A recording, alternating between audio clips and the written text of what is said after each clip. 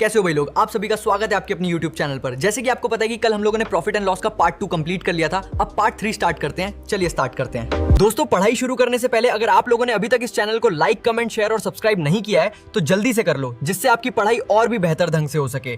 नमस्कार। आज के इस एक्सप्लेनर में हम सीधे मुद्दे पर आते हैं। प्रतियोगी परीक्षाओं में लाभ और हानि के शाब्दिक प्रश्न अक्सर हमें उलझा देते हैं, है ना? लेकिन असल में अगर सही अप्रोच अपनाई जाए तो ये किसी मजेदार पहेली से कम नहीं है। आज का हमारा लक्ष्य बिल्कुल स्पष्ट है, इन जटिल लगने वाले सवालों को डिकोड करना और इन्हें हल करने का सबसे आसान और सटीक तरीका समझना। तो चलिए बिना किसी देरी के शुरू करते हैं। सबसे पहले आइए इस एक बहुत ही दिलचस्प सवाल पर विचार करें। हम गणितीय रूप से ये कैसे तय कर सकते हैं कि कोई बिजनेस डील वाकई में एक शानदार सफलता थी या फिर उसमें कोई छिपी हुई विफलता थी? खैर, इसका जवाब उन छिपे हुए नंबर्स को खोजने और बेस कॉस्ट यानी वास्तविक लागत की बिल्कुल सही गणना करने में छिपा है। क्योंकि जब तक हम सही नंबर नहीं पकड़ते तब तक हम असली तस्वीर नहीं देख सकते। आज के हमारे इस सफर के 4 मुख्य पड़ाव होंगे। पहला, लाभ हानि के मूल नियम। दूसरा, छिपे हुए खर्चों का गणित। तीसरा, खराब सामान का प्रभाव। और आखिर में क्रय मूल्य की उल्टी गणना करना। तो आइए सबसे पहले भाग 1 की तरफ बढ़ते हैं, जहां हम लाभ और हानि के बिल्कुल बेसिक नियमों को समझेंगे। देखिए, इस पूरे कॉन्सेप्ट का एक बिल्कुल सुनहरा नियम है, और वो नियम ये है कि लाभ या हानि तब तक तय नहीं हो सकती जब तक हमें 2 चीजें ना पता हों। पहला, वास्तव में हमारी जेब से कितना पैसा खर्च हुआ है, जिसे हम क्रय मूल्य या कॉस्ट प्राइस कहते हैं। और दूसरा, हमारे पास कितना पैसा वापस आया है, जिसे हम विक्रय मूल्य या सेलिंग प्राइस कहते हैं। ये दोनों वो पिलर्स हैं जिन पर पूरा का पूरा गणित टिका हुआ है। इसे एक तराजू की तरह सोचिए। अगर विक्रय मूल्य वाला पलड़ा भारी है, यानी आपने खरीदा कम में और बेचा ज्यादा में, तो सीधा सा मतलब है कि आपको लाभ हुआ है। लेकिन अगर क्रय मूल्य का पलड़ा भारी हो जाता है, मतलब आपकी जेब से पैसा ज्यादा गया है और कमाई कम हुई है, तो परिणाम निश्चित रूप से हानि ही होगा। चलिए इसे एक सटीक उदाहरण से समझते हैं। मान लीजिए एक वस्तु 3,627 रुपए में खरीदी गई। ये हो गया हमारा क्रय मूल्य, और फिर उसे 3,089 रुपए में बेचा गया। अब यहां साफ दिख रहा है कि क्रय मूल्य ज्यादा है। तो जब हम 3,627 में से 3,089 घटाते हैं तो हमें ठीक 538 रुपए की हानि होती है ना? बिल्कुल सीधा और स्पष्ट। अब आते हैं भाग 2 पर। यहां हम छिपे हुए खर्चों के गणित को डिकोड करेंगे, जो अक्सर एग्जाम्स में हमें फंसा देता है। असल में यहां गणित केवल जोड़ने घटाने का नहीं रहता, बल्कि ये एक तरह का जासूसी अभियान बन जाता है। हमें उन ऊपरी खर्चों को खोजना होता है जो पहली नजर में छिप जाते हैं। इसके लिए एक बहुत ही शानदार 4 स्टेप वाली चेकलिस्ट है। पहला कदम, मूल क्रय मूल्य खोजें। दूसरा, उसमें ऊपरी खर्च जैसे किराया या मरम्मत जोड़ें। तीसरा, कुल विक्रय मूल्य निकालें। और चौथा कदम, दोनों का अंतर निकालकर फाइनल रिजल्ट जानें। अगर आप इस चेकलिस्ट पर चलेंगे तो गलती की कोई गुंजाइश ही नहीं बचेगी। इस रूल को बिल्कुल गांठ बांध लीजिए।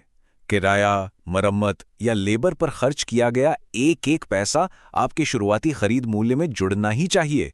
तभी जाकर हमें असली या कह लें ट्रू कॉस्ट प्राइस मिलती है। अगर हमने इसे इग्नोर किया तो समझ लीजिए पूरा का पूरा जवाब गलत हो जाएगा। अब इस कूलर वाले क्लासिक उदाहरण को ही देख लीजिए। 20 कूलर 22,000 रुपए में खरीदे गए। अब उन्हें दुकान तक लाने के लिए 1,100 रुपए किराए के रूप में दिए गए। नियम के अनुसार ये 1,100 रुपए उन 22,000 में जुड़ जाएंगे, तो हमारा वास्तविक क्रय मूल्य हो गया 23,100 रुपए। अब ये सभी 20 कूलर 1,300 रुपए प्रति कूलर के हिसाब से बेचे गए, जिससे टोटल विक्रय मूल्य बना 26,000 रुपए। अब 26,000 में से 23,100 घटाइए, हमें मिलता है एक बहुत ही शानदार 2,900 रुपए का शुद्ध लाभ। इस कंसेप्ट को राहुल के टीवी वाले केस से और पक्का करते हैं। राहुल ने एक पुराना टीवी 3,000 रुपए में खरीदा, उस पर 300 रुपए मरम्मत में लगाए। तो वास्तविक क्रय मूल्य क्या हुआ? बिल्कुल सही, 3,300 रुपए। अब जब टीवी को 3,500 रुपए में बेचा गया तो 3,500 और 3,300 का अंतर हुआ 200 रुपए, और यही 200 रुपए हमारा एकदम सटीक और वास्तविक लाभ है। चलिए अब भाग 3 की बात करते हैं, जहां हम देखेंगे कि खराब सामान इन्वेंट्री के गणित को कैसे बदल देता है। स्टॉक में होने वाले ऐसे अचानक बदलाव अक्सर ट्रिकी होते हैं। मान लीजिए 120 आम खरीदे गए, लेकिन हाय रे किस्मत, उनमें से 20 आम सड़ गए। अब सड़े हुए आम तो कोई नहीं खरीदेगा, सही कहा ना? इसलिए उन्हें कुल मात्रा में से हटाना ही होगा। जिसका सीधा सा मतलब है कि अब हमारे पास बेचने के लिए केवल 100 आम ही बचे हैं। अब यहाँ एक और छोटा सा पेंच आता है। कई बार सामान अलग अलग गुच्छों या बैच में बेचा जाता है। जैसे बचे हुए आमों को 48 रुपए प्रति 10 आम की दर से बेचा गया। कैलकुलेशन को आसान बनाने के लिए हमें इस रेट को एक सिंगल यूनिट पर लाना होगा, तो 48 को 10 से भाग देने पर हमें मिलता है 4.8 रुपए, यानी एक आम 4.8 रुपए में बिका। और अब इस आम वाली पहेली में एक बहुत ही गजब का ट्विस्ट सामने आता है। 120 आम 4 रुपए प्रति आम के हिसाब से खरीदे गए थे, तो कुल क्रय मूल्य हुआ 480 रुपए।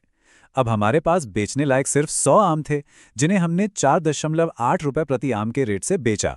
अब 100 को 4.8 से गुणा कीजिए, तो कुल विक्रय मूल्य भी 480 रुपए ही आता है। सड़े हुए आम और अलग रेट होने के बावजूद गणित पूरी तरह से बैलेंस हो गया। फाइनल रिजल्ट निकला 0 लाभ और 0 हानि, बिल्कुल परफेक्ट बैलेंस। अब हम अपने आखिरी और सबसे अहम पड़ाव यानी भाग 4 पर हैं, क्रय मूल्य की उल्टी गणना या रिवर्स कैलकुलेशन। यह एक तरह का अल्टीमेट टेस्ट है। यहाँ हम पीछे की तरफ यानी रिवर्स काम करते हैं ताकि गायब हुए बेस नंबर्स का पता लगा सकें। जब सवाल में सिर्फ विक्रय मूल्य और फाइनल प्रॉफिट या लॉस दिया हो, तो शुरुआती क्रय मूल्य निकालने के लिए ये दो फॉर्मूले अचूक हैं। अगर लाभ हुआ है तो विक्रय मूल्य में से उसे घटा दीजिए, और अगर हानि हुई है तो विक्रय मूल्य में हानि को वापस जोड़ दीजिए, ताकि हम अपनी शुरुआती लागत तक पहुंच सकें। आइए इसे कूलर के ही एक दूसरे उदाहरण से समझते हैं। मान लीजिए एक कूलर 5700 रुपए में बेचा गया और इस सौदे पर हमें 700 रुपए का लाभ हुआ। अब फॉर्मूले के हिसाब से 5700 के विक्रय मूल्य में से हम उस 700 रुपए के लाभ को माइनस कर देते हैं। इससे तुरंत ये बात शीशे की तरह साफ हो जाती है कि उस कूलर की असल लागत या बेस कॉस्ट 5000 रुपए थी। कमाल की बात यह है कि ये लॉजिक हर बार एकदम सटीक काम करता है। एक घड़ी 700 रुपए में बेची गई और उस पर 40 रुपए का फायदा हुआ। वही नियम लगाइए, 700 में से 40 घटाइए और हमें तुरंत हमारा क्रय मूल्य मिल जाता है, जो है 660 रुपए। ये फॉर्मूला कभी फेल नहीं होता। अब इसके ठीक उलट घाटे वाले मामले को देखते हैं, जहां हम जोड़ने वाला नियम लगाते हैं। एक मोबाइल फोन 7690 रुपए में बेचा गया और इस बार 90 रुपए का नुकसान हो गया। नुकसान का सीधा मतलब है कि हमने चीज को खरीदा ज्यादा में था, इसलिए 7690 रुपए में 90 रुपए की हानि को वापस जोड़ने पर हमें पता चल जाता है कि मोबाइल की मूल लागत निश्चित रूप से 7780 रुपए रही होगी। तो देखा आपने, लाभ और हानि के ये सवाल कोई हौवा नहीं है, बल्कि ये सिर्फ तार्किक पहेलियां हैं जिन्हें सही नियमों के साथ आसानी से सुलझाया जा सकता है। अब जबकि ये सारे छिपे हुए वेरिएबल्स और रिवर्स कैलकुलेशन के फॉर्मूले आपके सामने हैं, तो जरा सोचिए, इन ट्रिक्स का इस्तेमाल करके आप एग्जाम का अगला कौन सा सबसे कठिन सवाल क्रैक करने वाले हैं। ऐसे ही अभ्यास करते रहिए और उलझनों को सुलझाते रहिए। हमारे आज के इस एक्सप्लेनर में जुड़ने के लिए आपका बहुत बहुत धन्यवाद।